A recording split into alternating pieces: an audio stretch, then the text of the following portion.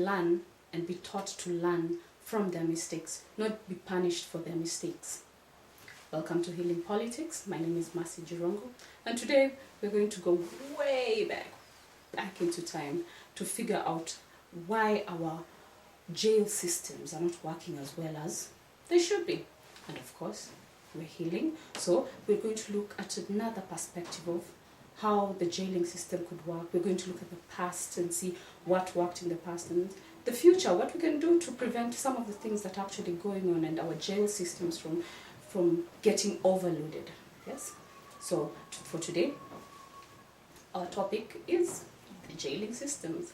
And of course it affects us, it affects the political systems, because when politicians come and they promise us better jobs, it's because we're trying, or they are trying to stop crime or reduce crime and things like that. So right now we have to look at some of the possibilities for healing crime in our political system or in our governing systems. When we look at our jailing systems and the way it works, we gotta ask ourselves some questions.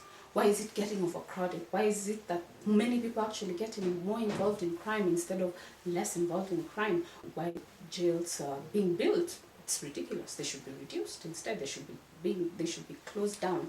But yet we have them and they are being packed. So this is another thing that we need to address in this healing politics, so as to heal, to continue healing ourselves as a nation. And how does it start? When we look back in childhood and how we were raised, some of the stimuli we were given, we use that as adults to relate with our environment and relate with other people. And this is what we have been taught by our parents, by society, and by past experiences. And this is how they used to do it. Or a new system like the one which came to us, a political system that is new to us, and it came to us and we were told, hey, we're going to start jailing people for their wrongdoings. But yet when we look back at our culture behind, we meet a story about a certain culture, a certain tribe in the African society, where when a child is born, this child is sung for a song that they can relate to, a song that reminds them of their goodness, their inner goodness, basically. And this song is sung to them when they forget their path. The whole village comes together and they sing to this child or grown-up or old man or woman, and they remind the person of their goodness. You can just imagine the power of that when a whole village comes to you and they're reminding you of how good you are. They're telling you, we're here to support you. Don't go astray. It is okay. We are all going through this, and there's another path to this instead of what you're choosing. Yes. So when we look at our political system right now and our jailing system, basically, we see that is not there. They're not being done for that. Take, for example, a child would go inside there, or somebody would go in there for pickpocketing. Yes. But when they come out there, or they have bank plans, they will tell you how to rob a bank inside out. And there's another thing I love to talk about a lot, which is energy. When you go to a certain energy, your energy is bound to be drawn into it or be swallowed. For example, I'm taken to jail and I can be the most positive person in this world, but immediately I go in there, I am surrounded by, let's say, 100 negative people who are just like, life is bad and nini and what.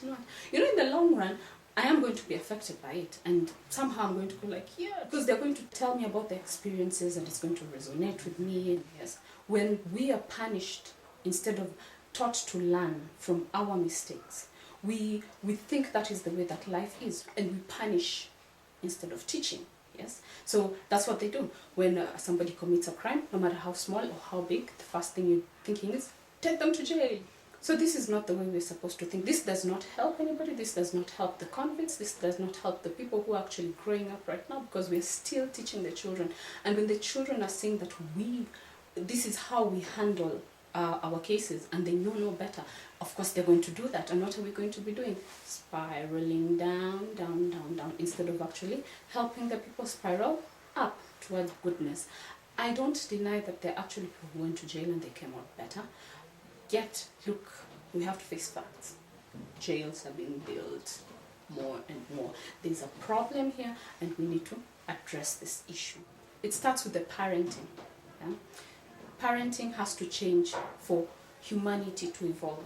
our parenting systems think it's good, it's okay to spank and punish a child instead of teaching them. Through parenting, we can change how the children view each other, how we view each other.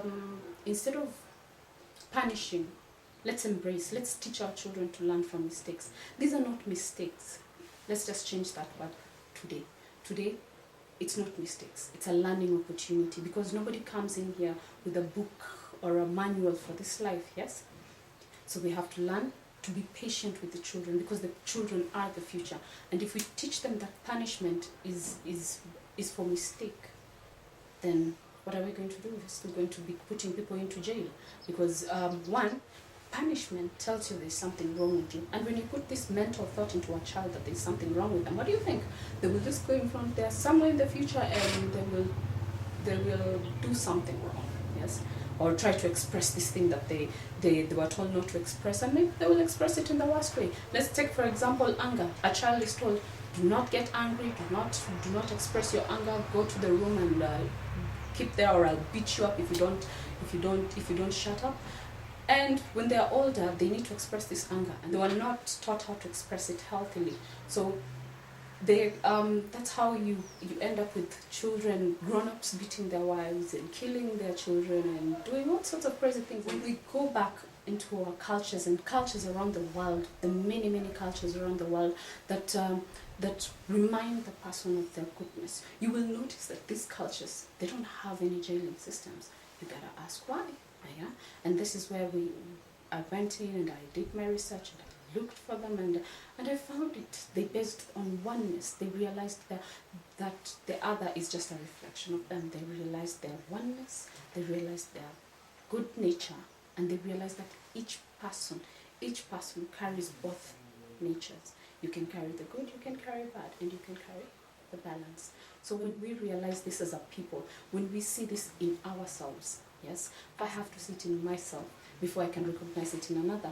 So we first see it in ourselves, we heal ourselves. We get rid of sayings like we were naturally evil, we were born in sin. All this is just thought forms creating beliefs that are spiraling us down instead of taking us into the grand beings that we are. So we get rid of such beliefs, we get rid of such thoughts from our system, and we embrace our nature, our good nature, yes, our balanced nature. We don't even get rid of the bad nature. We embrace both natures and we try to find the balance. So today we learn about jailing systems, how our jailing systems are not working, why are they not working. We need to question these things. We need to move on through these things very quickly, because time is of the essence. Yet we are always here forever, so it's always good. So something very minimal to think about. I read somewhere that one thought will always birth thoughts. So I hope this one will birth positive thoughts in you, positive angles of viewing and changing the system and evolving the people, not just politics, but the whole governing system, the whole the way we live our lives and the way we handle our people and the way we handle our problems, starting from childhood. So this one is for the parents.